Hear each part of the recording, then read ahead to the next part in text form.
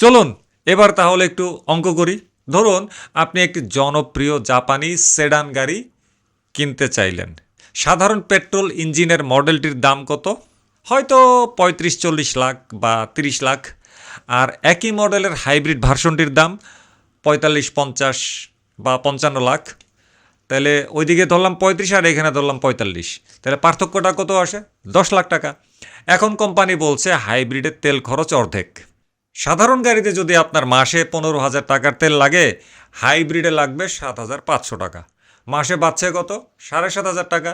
বছরে ৯০,০০০ টাকা। এখন এই যে ১০ লক্ষ টাকা বাড়তি যেটা আপনি গাড়ি কেনার সময় দিলেন, সেটা তেলের সাশ্রয় দিয়ে তুলে আনতে আপনার সময় লাগবে ১১ বছরেরও বেশি। একটু ভাবুন তো, ১১ বছর পর কি সে হাইব্রিড গাড়ির ব্যাটারির অবস্থাটা কি হবে? কোম্পানি আপনাকে ৫ বা ৮ বছরের ওয়ারেন্টি দেবে। ৮ বছর পর যখন ব্যাটারিটা নষ্ট হবে, তখন সেটা পাল্টাতে আপনার পকেট থেকে আবার কয়েক লাখ টাকা বেরিয়ে যাবে। তার মানে আপনি ১০ বছর ধরে যে তেলের টাকা বাঁচালেন, সেটা এক নিমেষে ব্যাটারি কিনতে চলে গেল।